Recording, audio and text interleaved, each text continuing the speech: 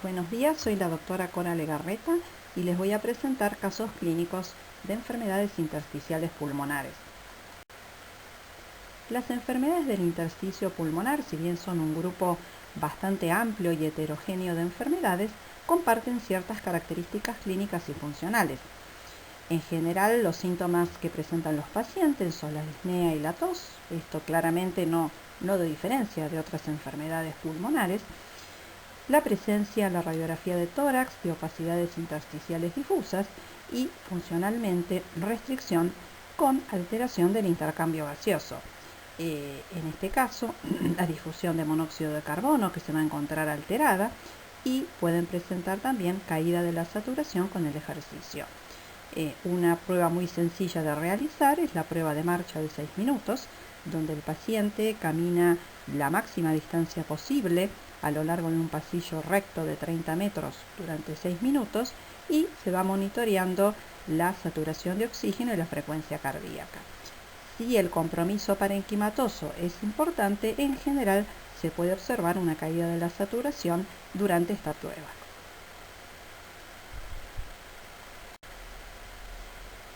Esta es una clasificación del 2002 de las sociedades americana y europea de medicina respiratoria, que no es que uno tenga que memorizarla, pero nos permite tener una idea de los diferentes grupos de enfermedades intersticiales.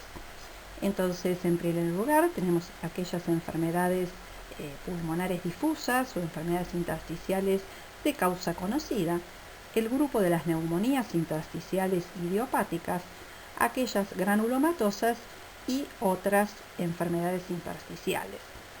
Dentro del grupo de las de causa conocidas tenemos aquellas que están relacionadas a las drogas, las secundarias enfermedades del colágeno, exposición a polvos orgánicos e inorgánicos y también las relacionadas con la radioterapia. Dentro del grupo de las granulomatosas tenemos la sarcoidosis y las neumonitis por hipersensibilidad y enfermedades muy poco frecuentes como la LAM o linfangioleiomyomatosis, la histiocytosis X y también el grupo de las neumonías eosinófilas.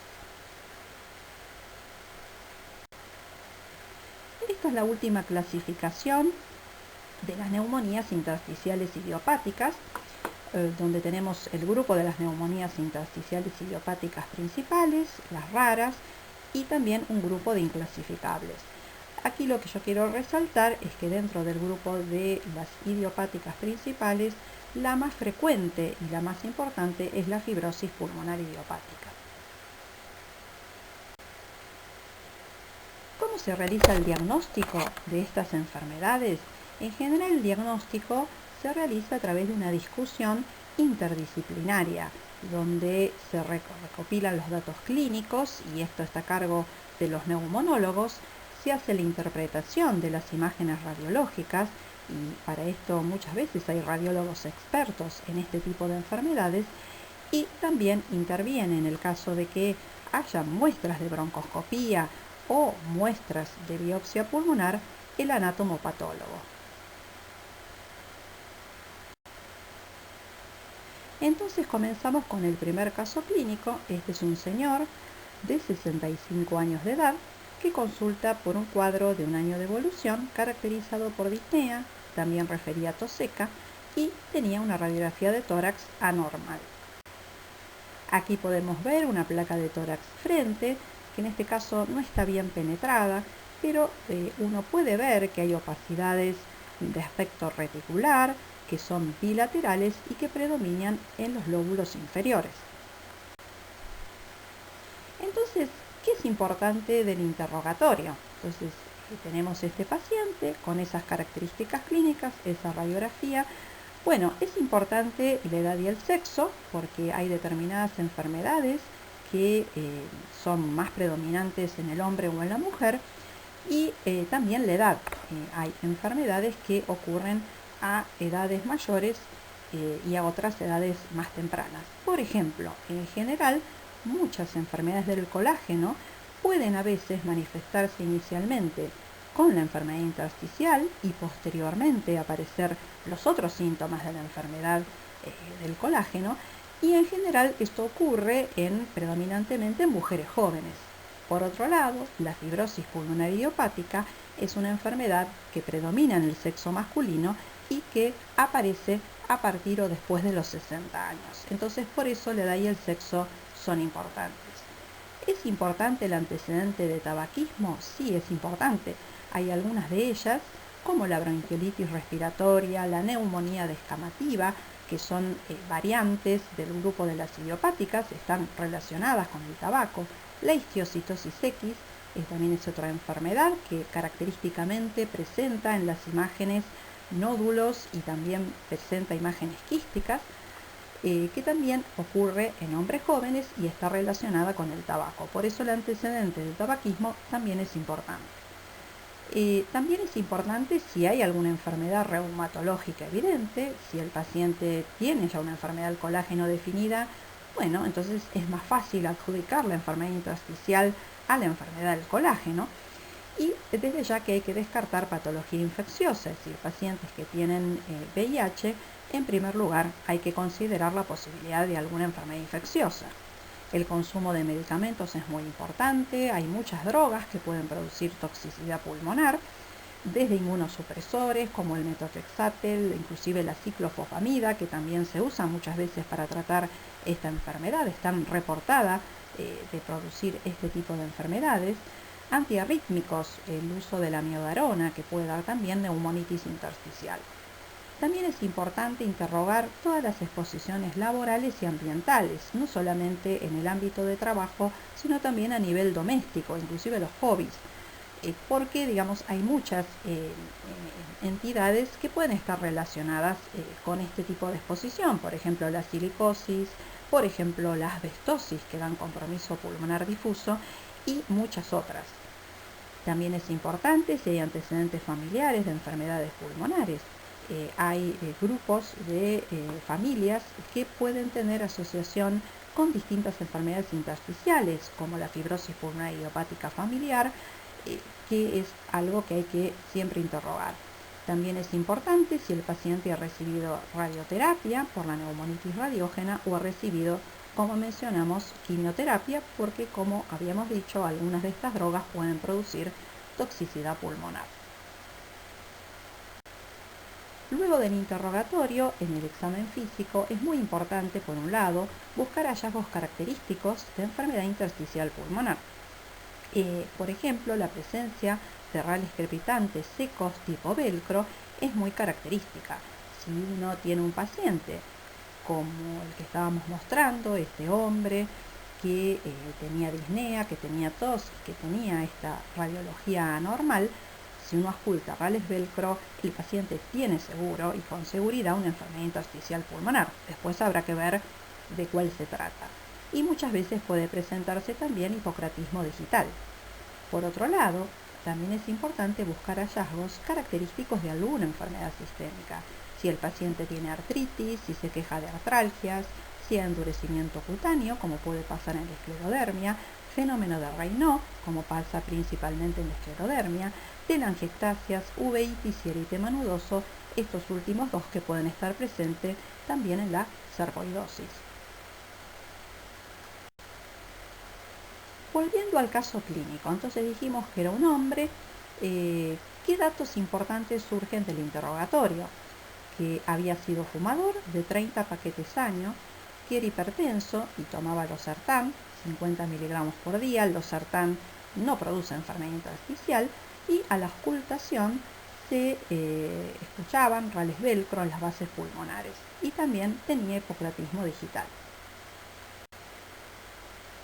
¿Cuáles eran las pruebas de función pulmonar de este paciente? Bueno, a todos los pacientes simultáneamente uno, además de todo el examen clínico, el interrogatorio, los antecedentes y la radiografía de tórax, les pide un estudio funcional completo que en general incluye espirometría, volúmenes pulmonares, difusión de monóxido de carbono y una prueba de marcha de 6 minutos. Y también se pide una tomografía computada de alta resolución, como después vamos a ver. En la espirometría ¿qué es lo que esperamos encontrar? Y que el paciente tenga una pérdida volumétrica y que tenga, por lo tanto, un patrón de tipo restrictivo. Fíjense ustedes que la relación Fv1-Fvc es de 84, claramente por arriba del límite inferior de ese paciente, que es de 61, o sea que la relación está conservada. La capacidad vital forzada es de 2 litros 52, que es un 64%, está reducida claramente, y el volumen expiratorio forzado en el primer segundo tiene 2 litros 13, que es un 74%, ambos también disminuidos. Entonces tenemos una espirometría con una relación Fv1-Fvc conservada, capacidad vital baja, o sea, un patrón de tipo restrictivo, una probable restricción que habrá que confirmar con los volúmenes pulmonares. Bueno, y los volúmenes pulmonares, que están medidos en este caso por pletismografía, corroboraron que el paciente tiene una TLC, es decir, una capacidad pulmonar total, que está disminuida. El paciente tiene 3 litros 72, que es un 57%, y si a alguien le queda dudas que esté disminuida, fíjense que el límite inferior para este paciente es de 5 litros 19 y tiene 3 litros 72. Entonces, la capacidad pulmonar total disminuida indica que hay restricción. Y aquí tenemos la medición de la difusión de monóxido de carbono, que en este caso también el paciente presenta un 38% del valor teórico, es de 10.78 en este caso, mililitros por minuto por milímetro de mercurio, que está reflejando la alteración del intercambio gaseoso. Y en este caso también se realizó una prueba de marcha de 6 minutos. En esta prueba, lo que se le pide al paciente es que camine lo máximo que pueda durante 6 minutos. Se permite que el paciente pueda parar si tiene que descansar o siente algún síntoma, digamos que lo esté limitando. También puede caminar más despacio si es necesario, pero la idea es que el tiempo sigue circulando y uno mide los metros que se caminan en 6 minutos.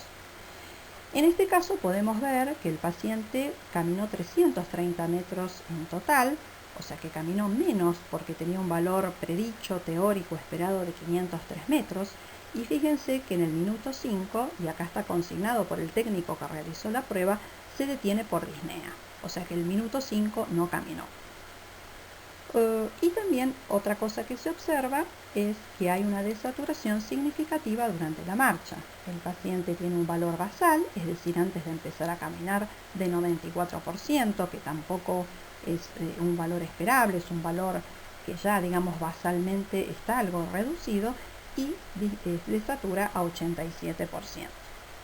Bueno, y estas otras escalas son las escalas de Borg, que se aplica para la sensación de disnea que tiene el paciente. También se le aplica para la sensación de cansancio, de fatiga de miembros inferiores. Y bueno, el paciente parte con nada, basalmente, y al terminar la prueba tiene una disnea de grado 4, algo severa, y para las piernas de 2, leve. En resumen, entonces hablamos de un paciente de sexo masculino de 65 años de edad, que fue fumador de 30 paquetes año, que se le adjuntan rales velcro en las bases pulmonares, que tiene hipogratismo digital, que funcionalmente tiene restricción, con una difusión de monóxido de carbono reducida y de saturación en la marcha. Y que por lo que le interrogamos, no hay evidencias de una enfermedad sistémica, como colagenopatías, como sarcoidosis, no tenía exposición laboral o ambiental evidente, no tomaba ninguna medicación que pueda provocar una enfermedad intersticial de este tipo. Entonces la pregunta es, bueno, entonces, ¿qué enfermedad tiene este paciente con esos datos clínicos? Y bueno, es probable que tenga una neumonía intersticial idiopática, porque no encontramos algo que lo justifique. Entonces, el próximo paso, que como yo les decía, uno lo pide en la primera consulta, pero bueno, ahora sí tenemos que analizar la tomografía computada de tórax de alta resolución. ¿Para qué? Para ver si tiene un patrón de neumonía intersticial usual o, en este contexto clínico que hablamos, si tiene algún otro tipo de alteración.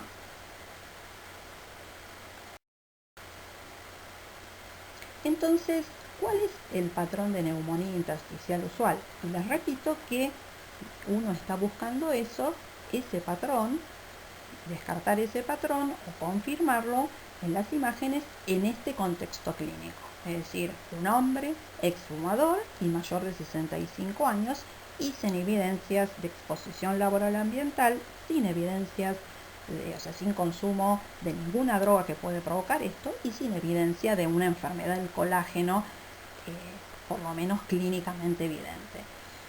Entonces, este patrón tiene las siguientes características. Como observamos en la tomografía, podemos ver que hay un patrón de aspecto reticular que es periférico, subpleural.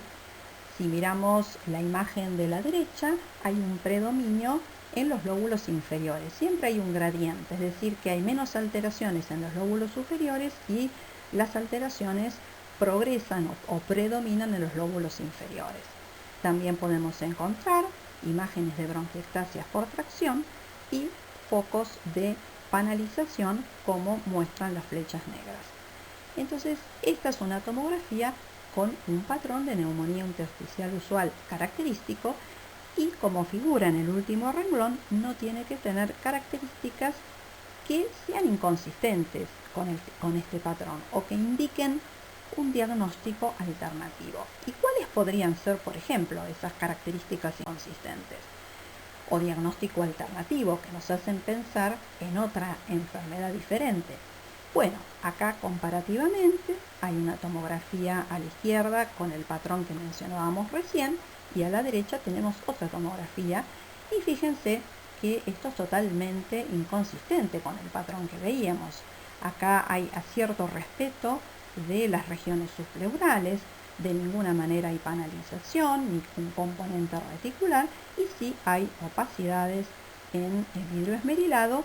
También en este caso predominaban en los lóbulos inferiores, pero es un patrón muy diferente.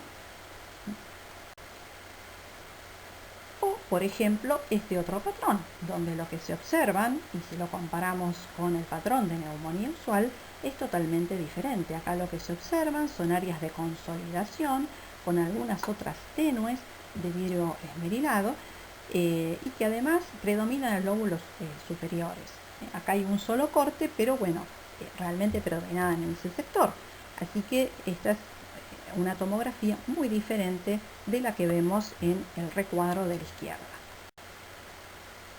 Entonces, volvemos al caso clínico que estábamos viendo. Entonces, es un señor de 65 años que fumó 30 paquetes año, que se le ocultan rales velcro, que tiene hipogratismo digital, que no tiene evidencias de una enfermedad sistémica, que no tiene exposición laboral ni ambiental de relevancia y que no ha consumido medicamentos que puedan producir enfermedad intersticial. Si a todo este contexto clínico le sumamos una tomografía computada de alta resolución que nos muestra un patrón característico de neumonía intersticial usual, como acabamos de ver, el diagnóstico en este caso es clínico y radiológico y es de fibrosis pulmonar idiopática.